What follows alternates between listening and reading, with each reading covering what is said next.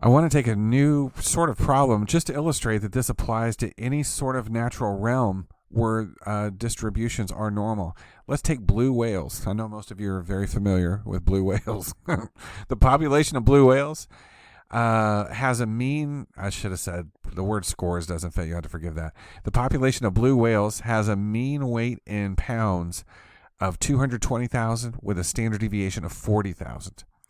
So we sample just 4 whales. What's the probability that the sample of n equal 4 will have a mean weight of 200,000 or lower? And you can see the notation indicates that. Now, I've already answered the problem below there at 1587, but where did it come from? Now, you'll notice that the distribution of sample means has the same mean as the population at 220,000.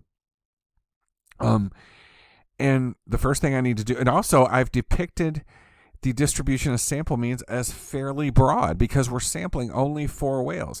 These are all the sample means, hypothetically, of 4 different whales, just like we talked about before. Well, the first thing to do in terms of just rudimentary math, let me calculate that standard error. 40,000 over the square root of 4, which is 40,000 over 2, which is 20,000. Now let's calculate Z. Z equals 200,000, which is our sample mean that's proposed, minus 220,000 over 20,000. That's negative 1. So the question would be, what's the probability that the sample of n equal 4 will have a mean weight of 200,000 or lower, that mean less than 200,000? So the first thing I do is plant my flag to the left because I know that 200,000 is less than the population mean of 220,000. And I know I'm going left because that's where the arrow points me. So this is definitely a tail. And we got a Z of negative 1. And therefore, that probability is 1587. That's it. So what have I done? I've just treated this blue curve precisely in the same way as I did the black curve from Chapter 6, but we're doing it with the distributions of sample means. Now, again, very few whales here. And incidentally, I Googled this.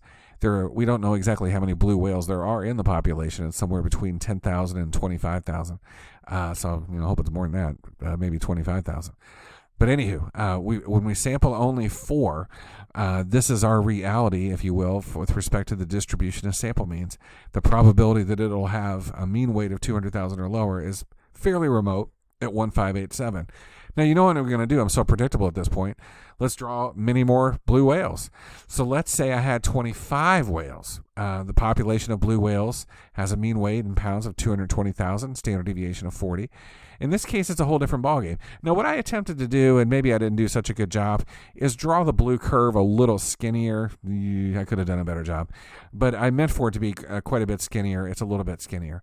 But what are the implications of having samples of 25 instead of 4? Well, you know where the story's going.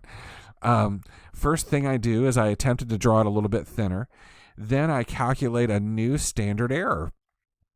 And that is 40,000 over the square root of 25 is 40,000 over 5, which is 8,000. And then you can see I do the math on the Z-score. 200,000 minus 220,000 over 8,000 is 2.5. So I got a negative, or I should have said negative 2.5. My Z is negative 2.50, and again, I know that 200,000 is to the left of the 220,000, and I know I'm going further left as the notation indicates. And sure enough, that's an infinitesimal value of 0.062. So the suggestion is with this larger sample of 25 whales, that it's very unlikely that they're going to deviate from the population mean by 20,000 because there are 25 of them. When we assume that there are 25 of them, we're going to go ahead and assume that they represent the population mean pretty well. Now, I'm going to come back in just a second on the next slide, talk about teachers and body temperatures. But my point is, in hitting you with a lot of different sorts of examples like this, is to let it be known that it's not about just IQ scores or any normally distributed thing. We've got many different examples that we can draw that are normally distributed that follow the same principles.